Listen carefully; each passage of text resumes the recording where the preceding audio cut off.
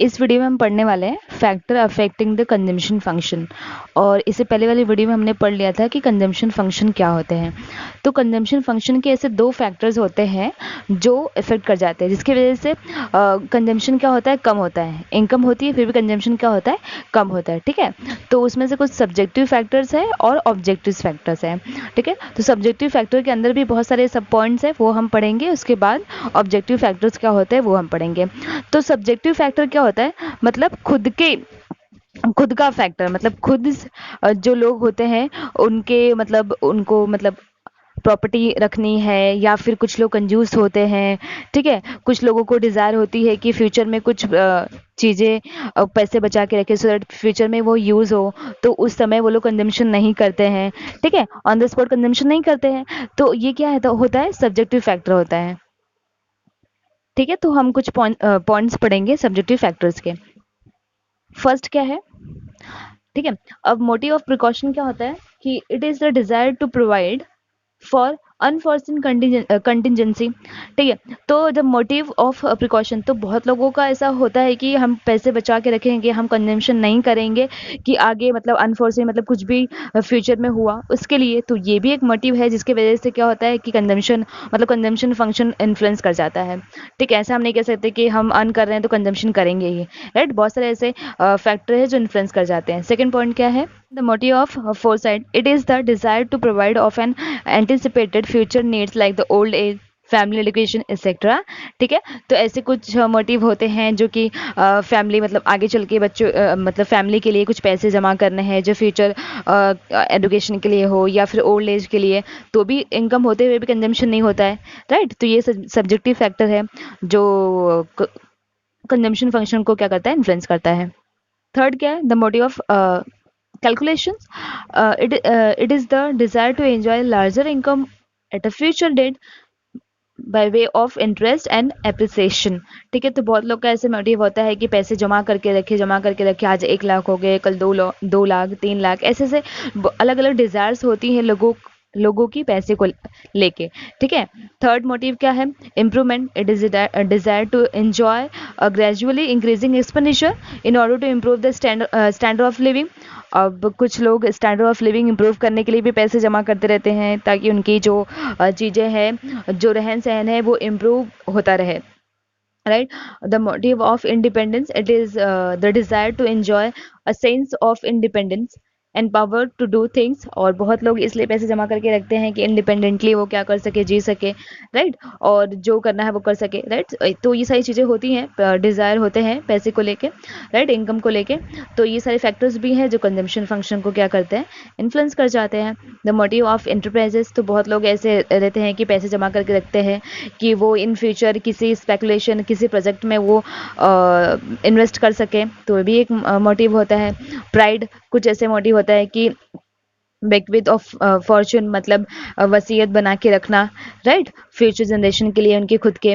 तो ये भी एक विल होती है, द मोटिव ऑफ अवेरियस। ओके, और ये क्या होता है कि कुछ लोग ऐसे मतलब कंजूस नेचर के होते हैं कि पैसे बचा के रखना, पैसे को देख के, मतलब बहुत ज़्यादा पैसे हुए तो वो सेटिस्फाई हो जाते हैं। राइट, तो ये सारे फैक्टर हैं, बहुत ही सिंपल फैक्टर हैं जो सभी लोग देखते हैं अपनी लाइफ में। राइट, तो ये क्या है, कंजम्पशन फंक्शन को इन्फ्लुएंस कर जाते हैं। ये सब्जेक्टिव फैक्टर हुए जो खुद के लिए थे। राइट, अभी हम ऑब्जेक्टिव फैक्टर देखेंगे जिसकी वजह से कंजम्पशन फंक्शन इन्फ्लुएंस कर जाता है। राइट, और जो ऑब्जेक्टिव फैक्टर होता है वो किससे रिलेटेड होता है, गवर्नमेंट, मतलब कंट्री में कुछ चेंजेस आ गए या फिर नेचर में कुछ चेंजेस आ गए। ठीक है, तो उस वजह से जो इनका अभी कंट्री की पॉलिसी में, राइट, इकोनॉमी की पॉलिसी में कुछ चेंजेस आएंगे। तो ये तो ऑब्वियस है कि हमारे इनकम में भी चेंजेस आएंगे। राइट, तो उस इनकम में चेंजेस आने की वजह से भी कुछ कंजम्पशन फंक्शन इन्फ्लुएंस कर जाता है। राइट, तो ये ऑब्जेक्टिव फैक्टर है। The objective factors which cause changes in the nature, shape and the positions of the consumption functions are the following। ठीक है, changes in the wage level, since the consumption expenditure is the functions of real income, okay, then of money income। तो जो consumption expenditure होता है ये किसका function होता है, real income, right, then money. अब रियल इनकम का मतलब क्या होता है कि परचेजिंग पावर।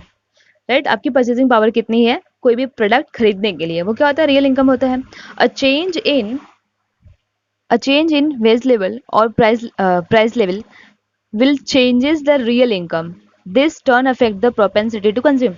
ठीक है, अगर प्राइस लेवल चेंज हो गया या फिर वेज लेवल चेंज हो गया, राइट, और तो उसकी वजह से क्या होगा, रियल इनकम भी चेंज हो जाएगा। अगर हमारी मतलब रियल इनकम मैंने क्या बताया कि परचेजिंग पावर, ठीक है, तो वेजेस नहीं रहेंगे हमारे पास, मतलब हमारे पास इनकम नहीं रहेगी तो परचेजिंग पावर भी नहीं रहेगी। अगर परचेजिंग पावर नहीं रहेगी मतलब हम खरीद नहीं पाएंगे प्रोडक्ट, तो उसकी वजह से कंजम्पशन फंक्शन पे क्या होगा, असर होगा। ठीक है, अभी क्या है, वन फॉल गेन और losses, sudden and unexpected gains, losses in income tend to shift the consumption function upward और डाउनवर्ड। तो बहुत ही सिंपल है, अचानक आपको बहुत ज़्यादा मतलब लॉटरी बोल सकते हैं, ठीक है, अगर अचानक आपको बहुत ही ज़्यादा फायदा हो गया तो कंजम्पशन फंक्शन पे असर पड़ जाएगा, ठीक है, जिसकी वजह से वो थियरी थोड़ी इन्फ्लुएंस कर जाएगी। और अगर आपको मतलब किसी को बहुत ही अचानक ही बहुत ज़्यादा लॉस हो जाएगा तो भी कंजम्पशन फंक्शन में अप्स एंड डाउन्स हो जाएंगे, राइट। तो ये सारे कुछ फैक्टर्स हैं जिसकी वजह से कंजम्पशन फंक्शन क्या होता है, इन्फ्लुएंस कर जाता है, राइट। अभी क्या है, changes in the physical policy, very simple, अगर फिजिकल पॉलिसी क्या होती है, गवर्नमेंट की चेंज हो जाएगी तो भी कंजम्पशन फंक्शन पे असर पड़ता है, राइट। अगर गवर्नमेंट ने क्या किया, टैक्स बढ़ा दिया, टैक्स रेट क्या किया, बढ़ा दिया, ठीक है, और एक्सपेंडिचर क्या कर दिया, कम कर दिया, तो इसकी वजह से कंजम्पशन फंक्शन पे असर होगा कि नहीं, होगा पक्का। क्यों होगा, क्योंकि टैक्स रेट बढ़ने की वजह से लोगों को टैक्स ज़्यादा पे करना पड़ेगा, जिसकी वजह से उनके पास जो डिस्पोजेबल इनकम होता है, टैक्स पे करने के बाद जो इनकम बचता है वो कम बचेगा, जिसकी वजह से एक्सपेंडिचर भी नहीं हो पाएंगे, राइट, कम होंगे। तो ये भी एक वजह है जिसकी वजह से कंजम्पशन फंक्शन पे असर पड़ता है, राइट। तो देखो क्या लिखा है, changes in the physical policy of the government relating to the taxation and the expenditure affect the consumption function. Heavy indirect taxes will reduce the consumption function, ठीक है।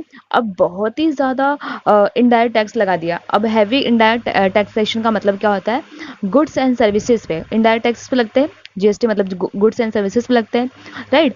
अगर इनडायरेक्ट टैक्सेस जो है वो बहुत ज़्यादा लग जाएगा तो जो प्रोडक्ट होंगे वो महंगे हो जाएंगे। अगर प्रोडक्ट महंगे हो जाएंगे तो कंजम्पशन तो वैसे ही कम हो जाना है, ठीक है। और इनकम प्रोग्रेसिव और टैक्सेशन का क्या होता है, मतलब होता है इनकम टैक्स, ठीक है, along with the government expenditure on welfare program will be shift to the consumption function upward, bringing about more equal distribution of the income. और बोला है कि अगर मतलब दोनों केस बताया है कि अगर गवर्नमेंट का एक्सपेंडिचर बढ़ जाएगा वेलफेयर के लिए तो क्या हो जाएगा, कंजम्पशन बढ़ जाएगा। क्यों, क्योंकि गवर्नमेंट का एक्सपेंडिचर बढ़ने का मतलब क्या होता है, लोगों को जॉब मिलेगी, अंडरस्टूड, मतलब कोई कंस्ट्रक्शन का काम करने लगी, कोई हॉस्पिटल बना रही है, कोई स्कूल बना रही है, रेलवे, मेट्रो, राइट, ये सारी चीज़ें हो रही है तो लोगों को जॉब मिलेगी, लोगों को जॉब मिलेगी तो लोगों के पास इनकम आएंगे, जिसकी वजह से क्या होगा, कंजम्पशन बढ़ जाएगा। तो ये दोनों फैक्टर होते हैं, अगर चेंजेस इन फिजिकल पॉलिसी होगा तो कंजम्पशन फंक्शन पे असर पड़ेगा। ओके, अभी क्या है, चेंजेस इन एक्सपेक्टेशन, ये changes in expectation, the propensity to consume is affected by the changes in the people expectations about the future event, like income, price, availability of the goods, and so on. For example, if the people expect a war or the rise in the price or shortage of goods and people will buy in excess of their current needs, this will shift the consumption function upward.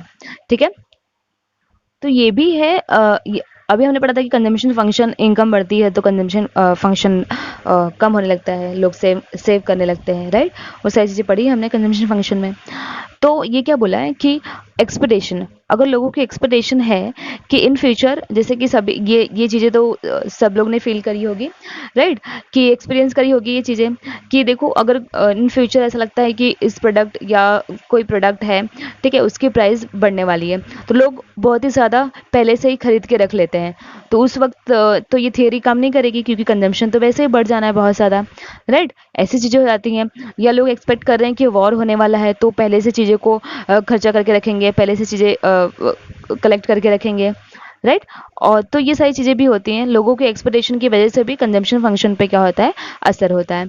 Changes in the rate of interest, अगर rate of interest क्या होता है कि change हो जाएगा तो भी propensity of जो कंज्यूम है उस पर असर पड़ने वाला है, but the direction changes is not certain. If the rate of interest rises people must consume less and save मोर, ठीक है। देखो अगर रेट ऑफ इंटरेस्ट क्या हो जाएगा, ज़्यादा हो जाएगा, ओके, तो लोग क्या करेंगे, कंजम्पशन कम कर देंगे, ठीक है, जिसकी वजह से कंजम्पशन फंक्शन पे क्या होगा, असर होगा।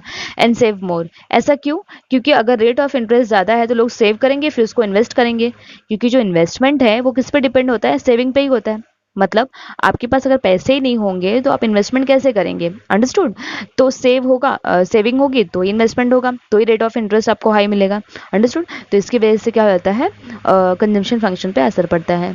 On the other hand, with the fall in the rate of interest, people may consume more.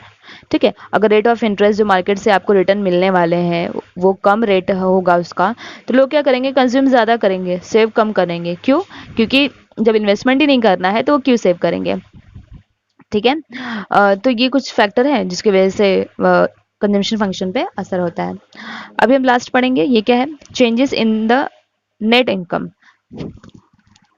The consumption function depends on the net income rather than total income. ठीक है, अब नेट इनकम क्या है, मतलब आपके पास जो इनकम बची है खर्चे के लिए, राइट, वो इनकम नेट इनकम होती है। Changes in the accounting practice with respect to depreciation etc will affect the net income and therefore influence the consumption function। अगर जो अकाउंटिंग प्रैक्टिस हो रही है, ठीक है, अगर वो जो भी पैसे हैं और जो भी चीज़ें हैं ऐसा लग रहा है कि वो डिप्रिसिएशन होगा, उसकी वैल्यू कम हो जाएगी, तो भी वो क्या होगा, ये अफेक्ट कर जाएगा किस पे, कंजम्पशन फंक्शन पे। ओके, तो ये कुछ फैक्टर्स थे जो कंजम्पशन फंक्शन को अफेक्ट करते हैं, subjective factors and objective factors. I hope समझा होगा। Thank you so much.